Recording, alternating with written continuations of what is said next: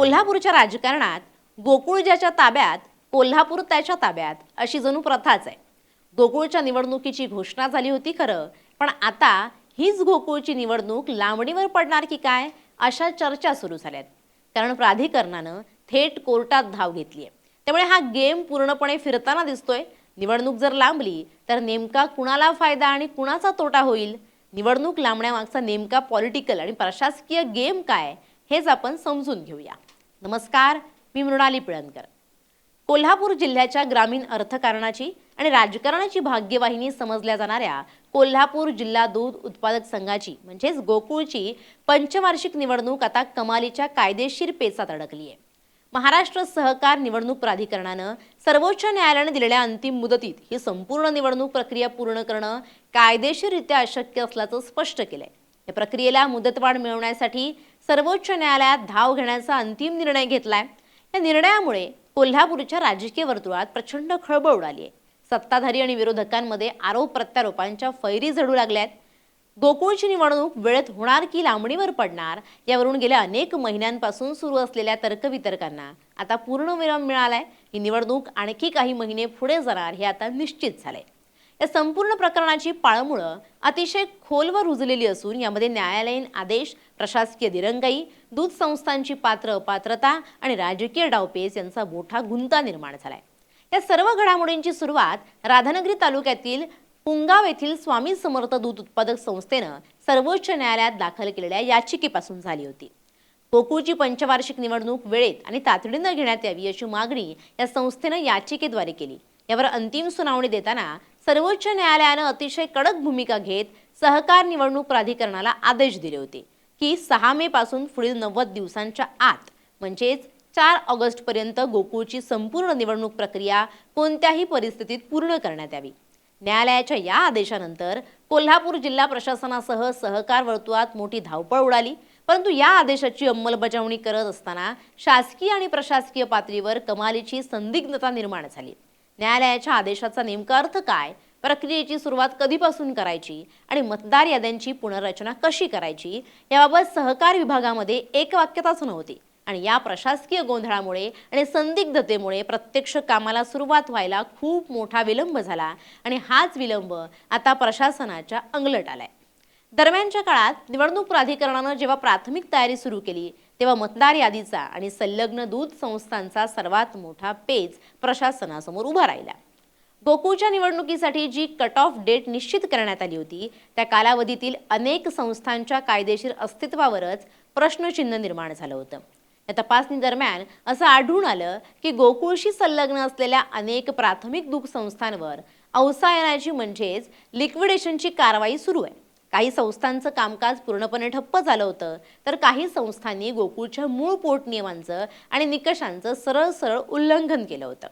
नियमानुसार दूध पुरवठ्याचे उद्दिष्ट पूर्ण न करणे, सलग काही महिने दूध संकलन बंद ठेवणे किंवा आर्थिक गैरव्यवहार असणं अशा विविध कारणांमुळे सहकार विभागानं आणि गोकुळ प्रशासनानं 644हून अधिक दूध संस्थांना अपात्र ठरवलं होतं। याशिवाय आणखी 1320 संस्थांच्या पात्रतेचा आणि अपात्रतेचा वाद वेगवेगळ्या न्यायालयांमध्ये सध्या प्रलंबित आहे। एवढ्या मोठ्या प्रमाणावर दूध संस्था अपात्र ठरल्यामुळे मतदार यादी नेमकी कोणाची तयार करायची असा यक्ष प्रश्न सहकार निवडणूक प्राधिकरणासमोर निर्माण झाला। संस्थांच्या अपात्रतेसोबतच दुबार ठरावांचा एक मोठा कलंक या मतदार यादीच्या प्रक्रियेला लागला।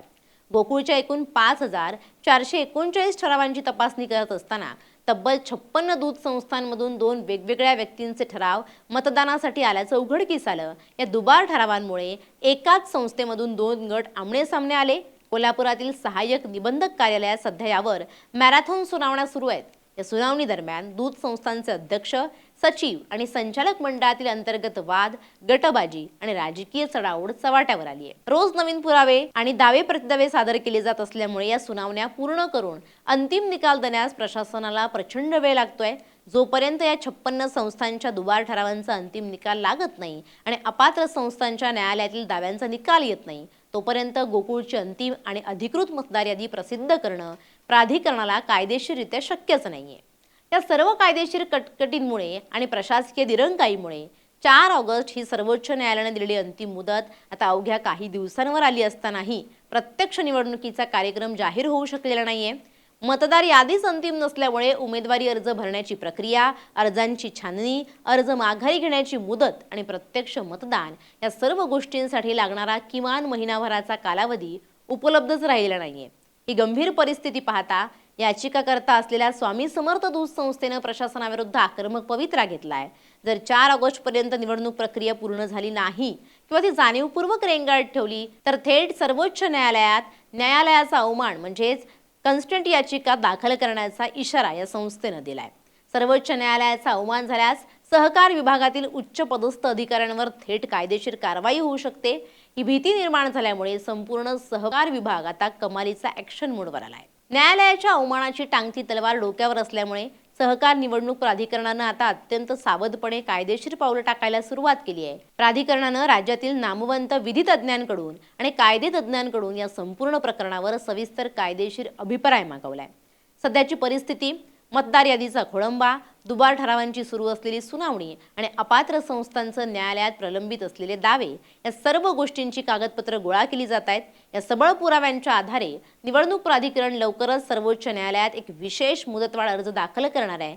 आम्ही न्यायालयाच्या आदेशाचा आदर करतो, परंतु प्रत्यक्ष जमिनीवर असलेल्या तांत्रिक कायदेशीर अडचणींमुळे ठरवून दिलेल्या वेळेत पारदर्शक निवडणूक घेणं अशक्य आहे, अशी बाजू सरकार प्राधिकरण न्यायालयात मांडणार आहे। या संपूर्ण प्रकरणाला कोल्हापूरच्या स्थानिक राजकारणाची आणि सत्तेच्या संघर्षाची खूप मोठी पार्श्वभूमी लाभली आहे। गोकुळ दूध संघ हा कोल्हापूर जिल्ह्यातील केवळ एक व्यावसायिक उद्योग नसून तो सत्तेचं केंद्र आहे। या संघावर ताबा असणं म्हणजे जिल्ह्यातील जिल्हा बँक, बाजार समिती आणि पर्यायानं विधानसभेच्या राजकारणावर पकड मजबूत करणं होय। सध्या गोकुळवर हसन मुश्रीफ यांच्या नेतृत्वाखाली सत्ता आहे, तर दुसरीकडे महायुतीचे नेते धनंजय महाडिक आणि शौमिका महाडिक यांनी सत्ताधाऱ्यांना घेरण्यासाठी कंबर कसली आहे। मतदार यादीतील 644 संस्था अपात्र ठरवण्यामागे सत्ताधाऱ्यांचा राजकीय डाव असल्याचा आरोप विरोधकांकडून केला जातोय, तर विरोधक जाणीवपूर्वक न्यायालयात जाऊन दुबार ठराव दाखल करून निवडणूक प्रक्रियेत अडथळे आणत असल्याचा दावा सत्ताधारी गटाकडून केला जातोय। या वाढत्या अनिश्चिततेच्या आणि कायदेशीर पेचाच्या पार्श्वभूमीवर कोल्हापूरचे ज्येष्ठ नेते आणि राज्याचे मंत्री हसन मुश्रीफ यांनी केलेले एक विधान सध्या अत्यंत चर्चेत आहे।